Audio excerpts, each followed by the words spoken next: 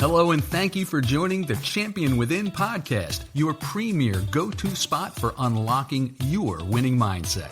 Whether you're an athlete looking to elevate your game to the next level, a coach leading the charge, an enthusiastic parent cheering from the sidelines, or an educator molding young minds, the Champion Within podcast episodes are packed with value, sharing the tools and strategies to unlock your potential and rise to new heights. Hosted by mentor, coach, and mindset leader Kate McCauley. Let's sit back and enjoy today's episode while discovering your champion within. And now, here's Kate.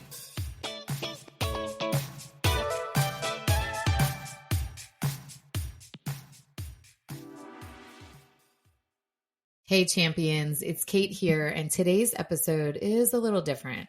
It's part personal story, part love letter to educators, and part mindset reminder for anyone who's shaping young lives. Warning, I might get emotional because I had one of those ugly cries earlier today. Honestly, there was like snot dripping out of my nose. It was pretty bad. The kind where your heart just feels like it might explode and you just think, wow, this is so emotional. So here's what happened. We just got back from vacation on Sunday, and my daughter, who is almost a senior in high school, such a huge milestone, seems surreal in many ways. She and I completed the Common App. Well, she completed it in my office, and I sat next to her confirming, yes, you're doing it correctly. And she also submitted her first college application to her top pick of schools. When she was making lunch, taking a little break, I said, I want to proofread the personal essay before you upload it, just in case there's any mistakes. She said, fine, but don't be changing anything. Just highlight it and tell me.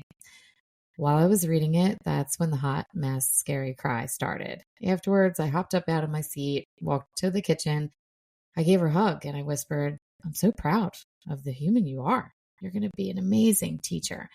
Then after I wiped those tears, I said, it would have been nice if you gave me a heads up. The ugly cry, real tears, hot mess, the kind of tears that really were just pure pride. The essay, it floored me. I knew what she wrote about, but I didn't know how this was going to read. I knew her topic because she had shared it with me in the spring, but I didn't know exactly how she wrote it. It was all about growing up as the sibling with someone who has a uniquely beautiful brain, my son Ryan. She shared how watching him navigate school with ADHD, dyslexia, auditory processing, speech delay, all the unique challenges shaped her into someone who sees every child as an individual. I'm going to get emotional again. I got to pause. Well, then came the mic drop moment. In the middle of the essay, I'm already a hot mess with the tears, right? She puts this one line in there. I want to be the reason a child wants to go to school every day, even if it's hard for them. Cue the tears again. As a former teacher of 20 years, I can tell you that sentence, that's the mission statement every educator should have Post-it note on their desk all year long. And not just the educators, but the administrators as well. At the building level, at the admin building levels, everyone should be stealing that line. I'm going to say it again. I actually put it on a Post-it note for her to keep. I'm going to read it again for you because I really think it's simple but so powerful. She wrote, I want to be the reason a child wants to come to school every day, even if it's hard for them. I want you to pause for a minute and think about that. How can that same sentence actually go into so many different areas? If you're a coach, if you're in the business world, if you're a parent, how can you change it just a little bit so that it fits uniquely into your life? You can do it. I would challenge you to try that right now. So I said, I think every educator at minimum, maybe people in general, should have that taped to their desk. In fact, I wrote it on a sticky note for her. I told her to carry it with her, keep it close during senior year. She goes into college and into her first classroom one day. Honestly, I hope she frames that quote. I put, dash Kylie at the bottom, because if she keeps that as her why, she will change lives. She already gets it. So here's the hot tip for every educator, every teacher, coach, administrator listening. Remember, everyone's a teacher. When you are in a school building or you are giving wisdom to kids, whether it's on the sidelines, in a classroom, you're all teachers. I want you to take that quote, I want to be the reason a child wants to go to school every day, even if it's hard for them, and write it on a sticky note. Put it on your desk, look at it on the hard days, live it. Because here's the truth. Kids don't always remember your lessons, but they always remember how you made them feel.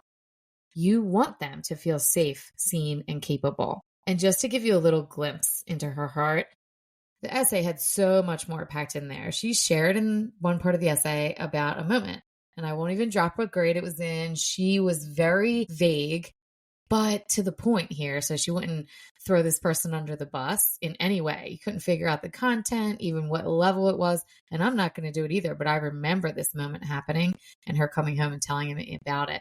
But she talked about in the essay when a teacher spelled a word wrong up on a board in the classroom and laughed, saying to the class, "Whoops, I must be dyslexic."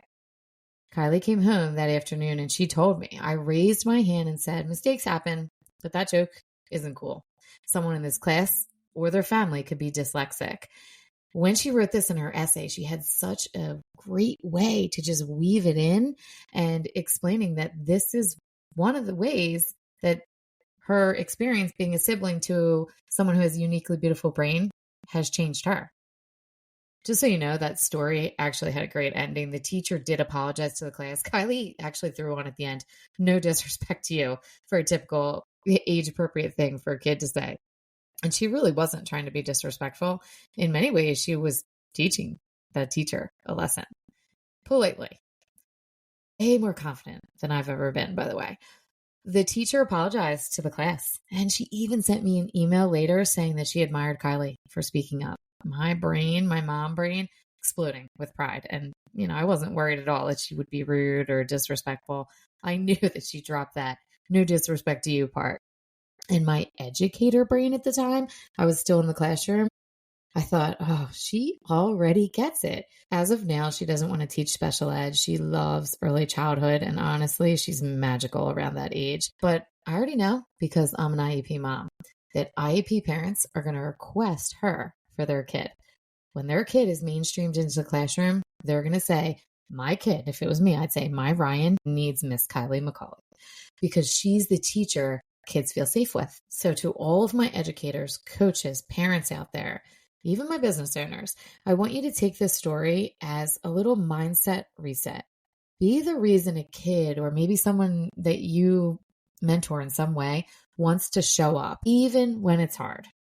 That's how you change lives. And if your school, your team, your organization needs support with building that kind of culture, this is exactly the work I do now as an educational consultant and a speaker. I run workshops with teams. Reach out to me. Let's make this mission your mission too. All right, well, that's it. Short one today. Thanks for letting me share my proud mom moment with you today. I'm off to grab another box of tissues and fix my mascara. I'll see you next episode. Crush the rest of your week. I'm jumping in to interrupt this podcast to share that I've dropped Mindset Mode. This is a private podcast for people who don't have time to sit still, but know something needs to shift. $7 a month gets you bite-sized tools so that you can breathe through the stress, deal with drama, build confidence, push through fear, break the mental junk holding you back. This isn't some sit on a cushion for an hour type of vibe. It's real, it's fast, it's for the doers, the busy parents, the athletes, the goal-getters who feel stuck or overwhelmed. Pop in your earbuds and hit play, because if you want different results, you gotta do something different.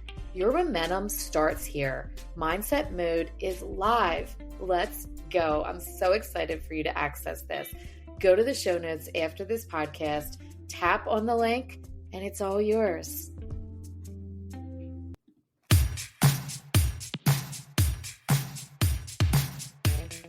Thank you for hanging out with Kate today.